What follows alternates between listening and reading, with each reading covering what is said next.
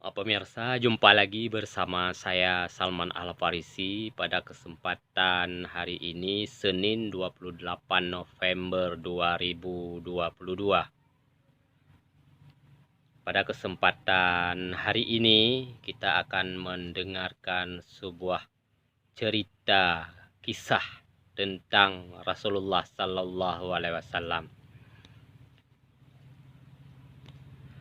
Pada suatu hari masa yang lalu, Rasulullah pada waktu kesehatan dalam keadaan kurang fit, pemirsa, beliau mengatakan kepada Bilal, "Wahai Bilal, tolong kumpulkan sahabat di masjid. Sekarang kita akan duduk bersama di sana." Setelah itu Bilal mengumpulkan sahabat, mengatakan yang bahwa Rasulullah akan berbicara kepada semua para sahabat. Dalam waktu singkat, sahabat telah memenuhi masjid dan Rasulullah duduk di mimbar masjid, pemirsa.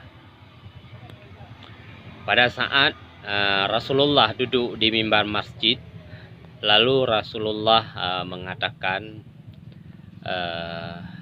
ataupun bersabda yang bahwa wahai sahabat-sahabat aku semuanya, ketahuilah apakah selama ini ada sesuatu yang belum saya sampaikan kepada saudara. Setelah itu Rasulullah pun kembali mengatakan yang bahwa ketahuilah para sahabat-sahabatku semua bahwa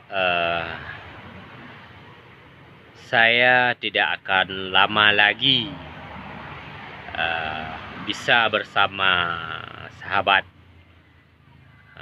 karena saya dalam keadaan kurang sehat. Dan beliau mengatakan selanjutnya, apakah di antara sahabat-sahabat semua saya mungkin terutang ataupun adakah utang di antara sahabat-sahabat semua?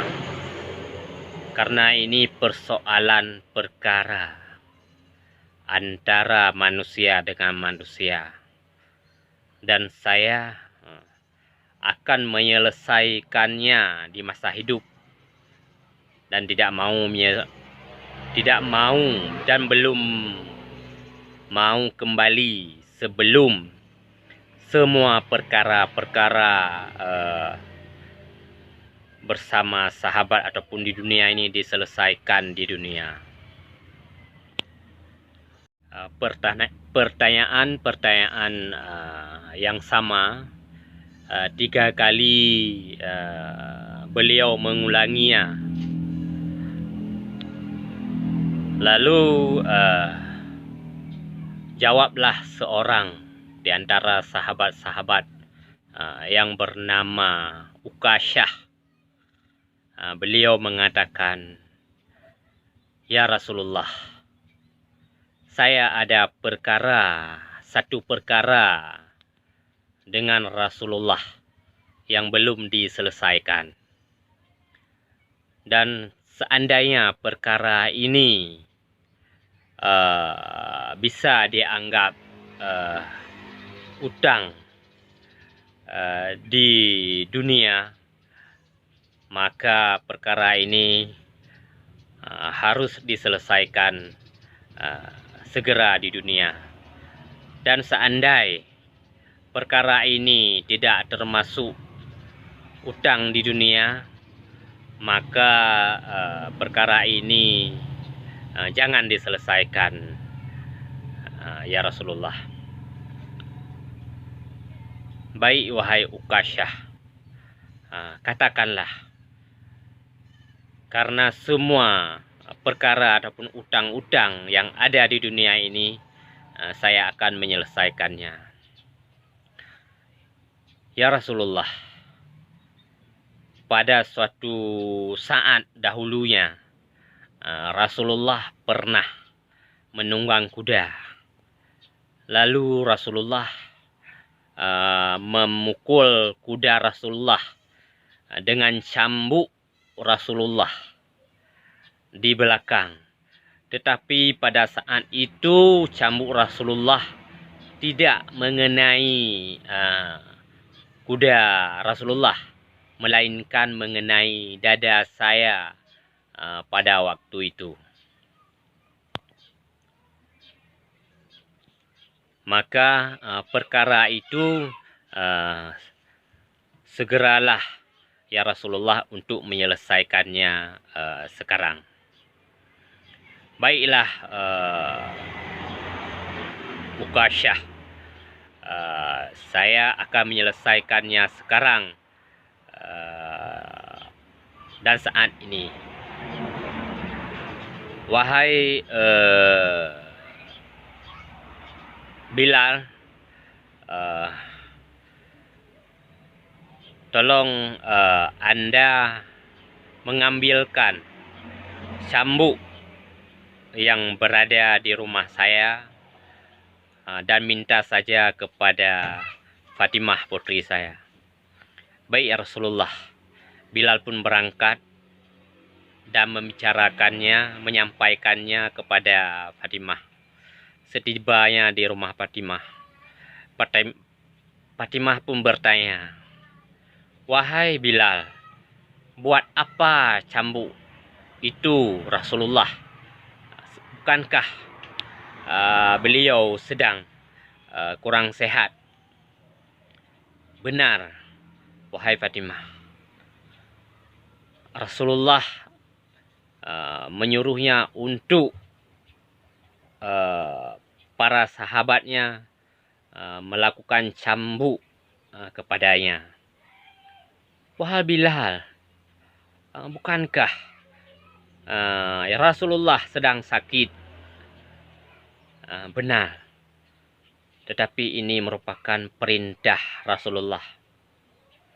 Wahai Bilal, sampaikan kepada Ukasyah yang bahwa ayah saya sedang kurang sehat, dan apabila dia mau melakukannya juga, maka sayalah yang lebih berhak menerima cambuk tersebut karena Rasulullah sedang dalam keadaan kurang sehat.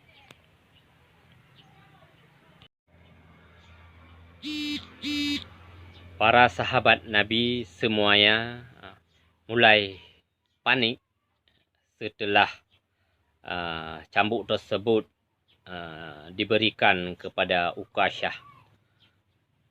Lalu semuanya merasa bimbang, dan Abu Bakar pun mengampiri Rasulullah, "Bangun." Lalu beliau berkata, "Wahai Ukasyah,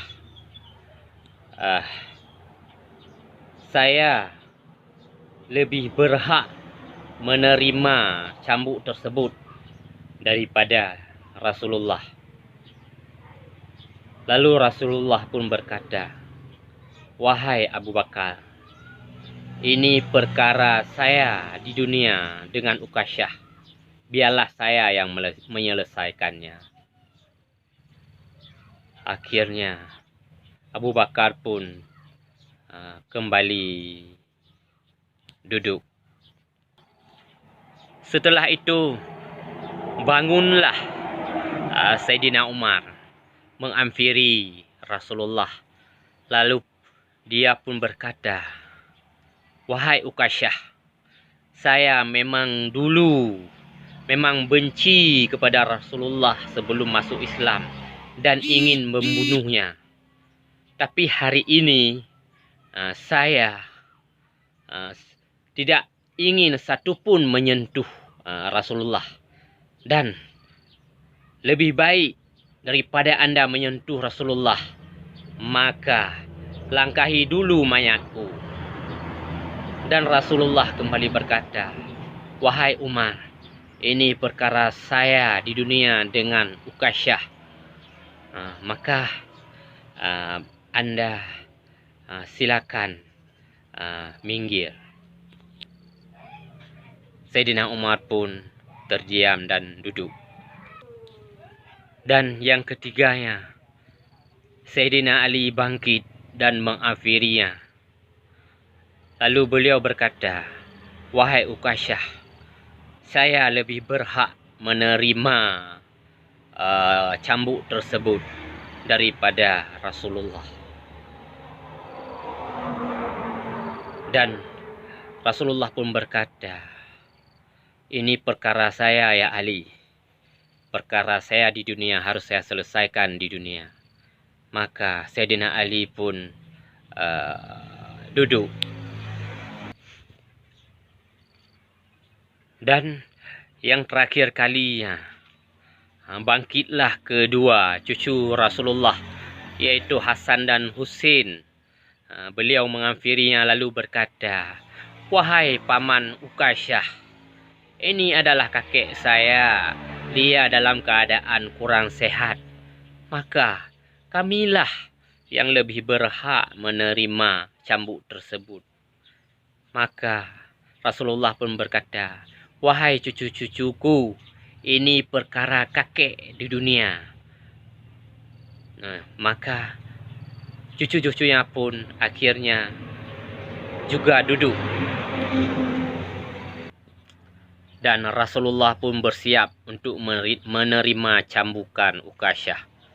Lalu Ukasyah berkata, "Wahai Rasulullah, waktu itu Anda mengenai cambuk pada diri saya pada saat saya tidak memakai baju ya Rasulullah." Akhirnya Rasulullah membuka baju tersebut lalu berkata, "Wahai Ukasyah, cepatlah Anda melakukan cambuk tersebut. Jangan berlama-lama. Saya takut nanti terjadinya murka Allah kepadamu." Maka Ukasyah langsung